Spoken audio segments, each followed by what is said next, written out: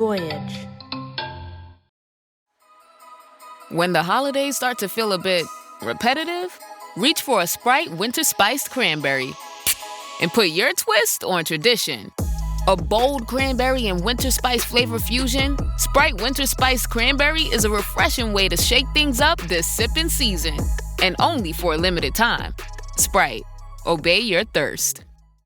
In Walmart's Newville, time was ticking away. Only a few nights left till the big holiday. But last-minute gifters had no need to worry. Walmart Express Delivery got their gifts in a hurry. From Nintendo to Nespresso and Lego Flowers, they could check off their lists in as fast as an hour.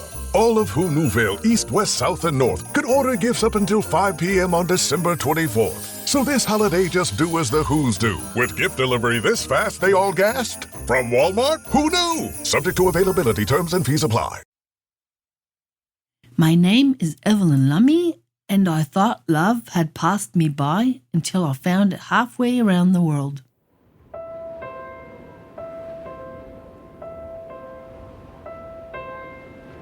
All around her, the world is cold, blanketed by falling snow.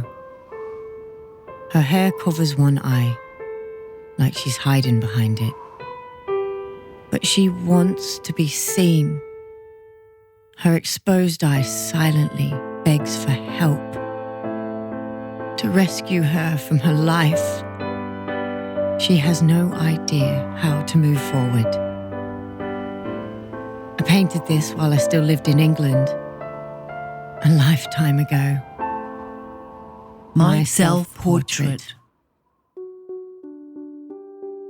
I'm 56 years old now, and the story took place when I was 43 years old, living in Southport, England with my husband.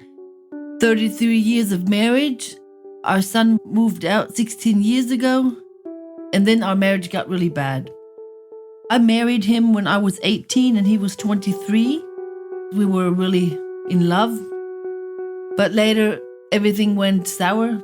There's dark blood flowing in my ethnicity, and this is why I constantly got bullied at school and by teachers as well, and got beaten up by classmates, and that actually formed my life.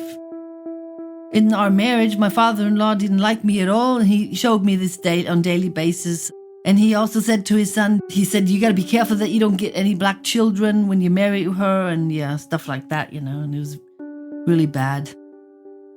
My ex had women that he knew from his childhood, and so my father-in-law actually decided to ring them up so they can get into our marriage and try to break us up that way, because he didn't want us to be together. He would have been happy if I would have done what he said, just to leave, and I don't know if he would want me to take our son with me, but he just said, why don't you just leave and never come back? I decided not to go. Why would I want to go? I haven't done anything wrong. My ex-husband, he never said anything to his father about it because he was actually scared.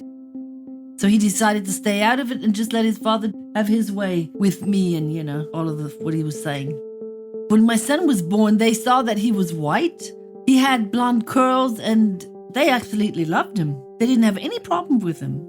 He introduced his son first, then he introduced our son second, and then he said nothing else. And then if people asked, well, who's the woman there standing next to them? And he said, he looked to the ground and said, that's my daughter-in-law. Like he was ashamed of me. So he was embarrassed by my skin color. My father-in-law gave me the freaks for 25 years because when he invited himself, he said, I'll be coming next Sunday. And he didn't even ask if we're home, if we have time. No, he just came along and we had to be home. And if we would have said no, he would have got really upset with us. I made coffee, we had cake, and then he was talking to his son and our son, but he hardly talked to me. And every time I wanted to say something, he just ignored me as if I wasn't there. I just said to my back then husband, well, can't you do something about it? I feel really bad, it's like I'm not here. And he just said, don't worry about it, I can't do nothing about it. What do you expect me to do? So he never did anything about it. My ex-husband changed. He tried to lose weight, and he hardly had hair at the top, and he only had hair at the back, and he combed it from one side to the other to make out he had full hair. And it was really funny. It was such a joke because everybody could see he didn't have any hair. And then he put facial cream on and started lusting after blondes. It was so embarrassing because the blondes that he was lusting after were only 15 to 20, you know. They were really young, almost children. And it was really, I mean, it was so bad for me because, you know, he married me as a brunette. And then suddenly, when he started to be over 50, he decides, I want to go after blondes now. So that was really painful for me. One time we were sitting in the car and there was a blonde walking on the side of the road and he just looked, you know, we almost had an accident. I said, for goodness sake, can't you just drive? So he said, oh, shush it. And he just put his foot on the accelerator. He went so fast and then he suddenly hit the brakes and I hit my head on the dashboard and I started to bleed. He didn't care two hoops about it. It made me hate him in that department because it was every day. Wherever we went, it was all about blondes. He's just looking, staring, laughing. And he was standing there so long, you know, nothing would go on. And I could not handle that anymore. It really made me angry. He didn't appreciate my cooking either, even though other people said I cooked brilliant. I mean, they liked my kitchen and it was really good, but he didn't like it. He said other women cook this and I've heard they can cook this and I've had a meal with someone and I couldn't do anything right in his eyes, really. That was the case. And this is what made me think also he wasn't happy anymore, you know, with what I am, what I do. And he showed me that on a daily basis as well. Everything added up, you know, his actions and what he's done to me and how he treated me in public or with other bits at home as well. And this, I couldn't put up with this anymore. I thought now it's time to stop. I can't go on. And I hated myself for staying there because I just changed myself and there was no love, no emotions. I was cold. I started painting when I was around 20, 25 and I needed the painting to express my feelings. And the more I painted, the better I felt actually. With painting, I came out to be aware of where I am at the stage, how I feel and what life I'm living and everything. Through all these paintings, I really felt that. I also felt I had the need to do something about it, to break out. I couldn't live the other half of my life in a marriage like this anymore, which I was so unhappy. So I thought I have to go. Something in me died. Even memories of the past when things were better between us left me cold. The marriage ended like this. Him living in his blonde, alcohol-soaked world, and me ready to move on. But how? I felt trapped. My only outlet from this misery is my painting. But painting is solitary, and I wanted a personal connection. So I started an online group called Wolf Lovers Forever. I've always been fascinated by wolves and enjoyed connecting with others who felt like I did. I never expected to meet a special someone through this group, but pretty soon I started online chatting with a new member, Alfred. He lived in Australia, half a world away from me in England. Despite the physical distance, right off the bat, he felt very near to me. He was so kind. Our conversation started to veer away from wolves onto our personal lives. Soon we took it out of the forum so we could chat one-on-one. I know what it's like to feel sad and lonely like you. We barely knew each other. How could he say this to me? Was it that obvious? Why are you saying this to me?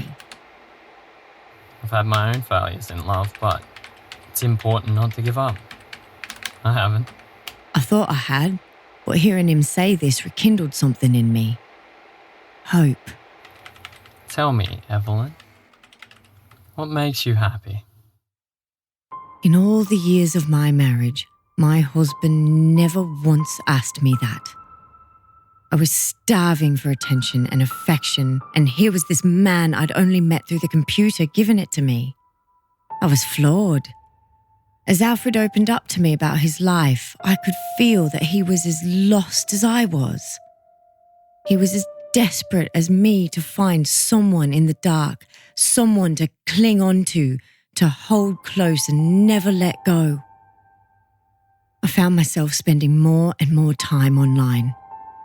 I had to hide it from my husband, who was intensely jealous. I knew I was crossing a big line, but I felt justified. My husband had desecrated our marriage with other women time and time again.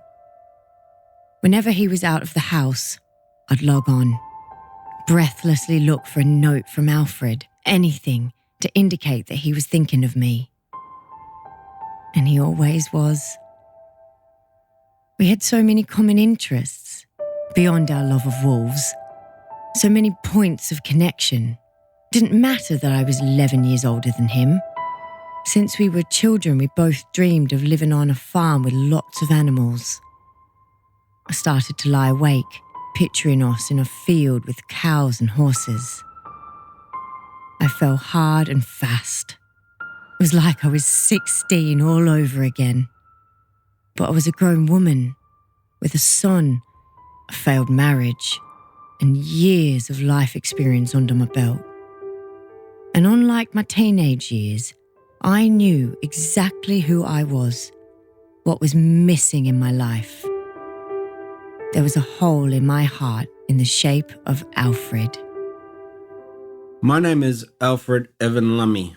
I'm 45 years old. I do woodwork, restore furniture. I met Evelyn when I was 38 years old. I was online looking for a girlfriend. I had mental issues at the time where nothing was going right for me, self in life. I found out I was diagnosed with borderline personality disorder after ending up in hospital from a attempted suicide by cutting myself. I turned around and ended up staying inside my room most of the time. I couldn't drive my car because I had to give up my license because of it for a time being until the doctors cleared me fit to drive again. So I was really bored out of my brain and I was looking for someone to fill the void with me. I was feeling really down in the dumps at that point. I just didn't feel worth anything to anybody. Well, I thought to myself, I want to see him. We were texting along and everything, and I didn't want to text any longer. I said, let's do a video call, and he agreed. My heart was beating all the way up to my neck, and I saw him ring, and I just clicked on answer, and there he was in the picture, and my heart was really beating. I could feel my chest popping out, my heart popping out of my chest. This is how excited I was. Hello? My God. You are beautiful. Stop it. That's true. Even more gorgeous than in your pictures. This was the first time we ever laid eyes on each other in real time. It's one thing to chat online, another to talk on the phone, but to be able to look into each other's eyes, it felt amazing. We chatted whenever we could, even cried each other to sleep over how much we missed each other. It was beautiful, an escape from my real life. But this could not go on forever. My husband had suspicions. I was spending so much time online. It wasn't like he saw my chats with Alfred or anything like that. What tipped him off was the change he could see in me. I stopped being miserable. In some small way, I was finding happiness. And my husband knew he had done absolutely nothing to contribute to that. He had been drinking one morning. He worked the night shift and would come home in the wee hours. He'd drunk his usual 10 beers before most people had breakfast. His eyes were bleary, voice slurred, and every movement was a bit clumsy and exaggerated. I was lying on the couch when he asked me, "Do you have an online lover?" I denied it. I'm not proud of it, but not ashamed either. The fact is, I was scared of him. "Liar," he said. I've never been particularly good at that. He grabbed me by my ankles and yanked me off the couch.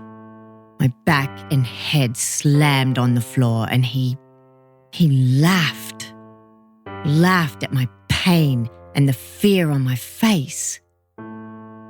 He wasn't always like this.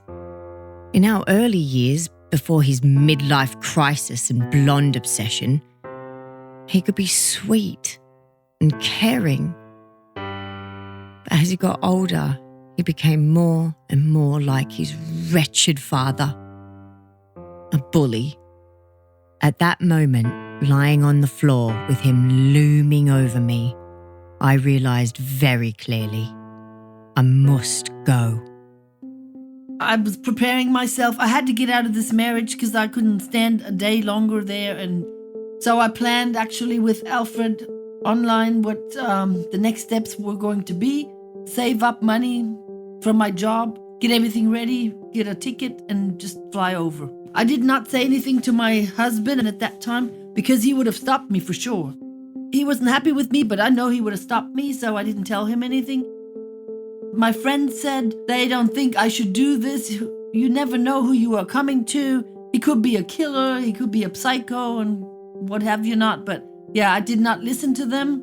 I listened to my gut and my heart, and I'm really glad I did this because I couldn't be happier. After flying for nearly an entire day, I finally arrived in Australia. I was excited and, I admit, a bit nervous. Thoughts raced through my head. What's he going to be like in person? What will it be like to kiss him? What if it's not good? So much was riding on the line. It felt like days before my bags came off the conveyor belt. Finally, I made it through customs and walked through the gauntlet of people waiting to meet loved ones. Then I saw it, the sign with my name on it. I could see where my sweetheart was standing. He was even more handsome in person. As I approached, he was smiling ear to ear. It's you. You're really here. I couldn't even speak.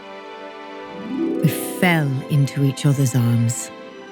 He hugged me so tight I could barely breathe. Never had any man held me like that. Then he kissed me so deeply. I'd never been kissed like that before. I heard people comment, "Oh, look at that. So wonderful." Then Alfred gave me the flowers he had behind his back. Roses of every colour. So beautiful. I inhaled their sweet scent. It felt like a dream. I'd never been so happy. Alfred lifted my suitcases and led the way to the car park. You must be exhausted. I was utterly knackered on the plane, but now I feel like I could climb a mountain. In that case, there's one stop I'd like to make on the way home, if that's all right by you. Where are we going? You'll see. He had an impish smile on his face. Didn't know where we were headed, but it wasn't to pick up beers. He took me to a park that looks out onto the city. It was dusk, and the sky lit the city in a gorgeous pink. Quite a contrast to the grey cityscapes of Southport. Looks like you cast a spell. If anyone's cast a spell, it's you, on me. I've always loved coming here, and now, having you here with me, it's my favourite place in the world. He kissed me again. We couldn't leave our hands off each other. It was wonderful to hold the man I love, to kiss and hug him, to give him all my deep love as he gave me his. Everything we talked about online, everything we dreamed about at night was right here in my arms. If there was a spell, I prayed it would not break. When I first arrived in Australia, I really thought I was going to stay for sure because the feelings Alfred and I have for each other were real, and I felt that. He showed me that. And I absolutely knew I wanted to stay with this man for the rest of my life. I wanted to get my paintings from England, around 40 paintings that was. So I messaged my ex-husband and he said, "No, I'm not going to send them to you. not the way you left and everything. You have no rights on these paintings.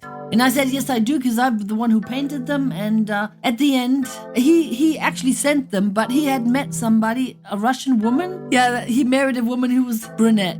He was so after blondes all his life, and with the 16 years of our past marriage.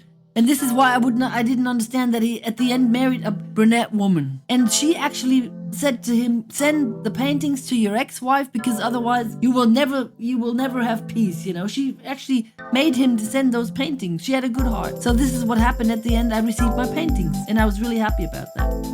The self-portrait when I was so sad is a steady reminder of who I once was.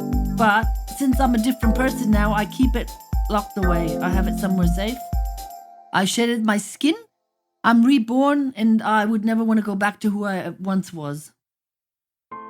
I had worried that maybe this was all a mistake, some image of perfection that I had conjured up in my head out of desperation, and one day something would burst my bubble. But he was the man for me. After 43 years finding love and happiness, I was over the moon, and I was sort of, I knew everything was going to go right from that moment on. Because of my childhood was so bad, with Alfred, it all changed, you know. Since I don't have any more anxiety, I'm loved, I'm cared for, we have the same feelings for each other. Like I said, we're soulmates. I just feel happy all around. To find my soulmate half a world away was, it's a long way far off the thing, but I'm actually happy I've met him, you know. I didn't think I could find a person like this. It's just his thoughts are my thoughts are his thoughts. Every time he wants a coffee, I already make it before he even says anything. So that's just beautiful, you know. And I know what he's thinking, he knows what I'm thinking. Yeah, I'm really happy. My new portrait shows me being happy and free with my new life and overall satisfied. It couldn't be better. The new portrait, I've painted a new one. It really shows me the way I am now, happy with Alfred, my soulmate. She is smiling. Her eyes sparkle with joy. She stands on a field of gold, surrounded by bright red dahlias with yellow hearts. Her joy has the power to lift the world. Like the flowers that broke through the dead, cold earth of winter, she is a testament to the renewal of spring. After 53 years, she is finally the person she was always meant to be.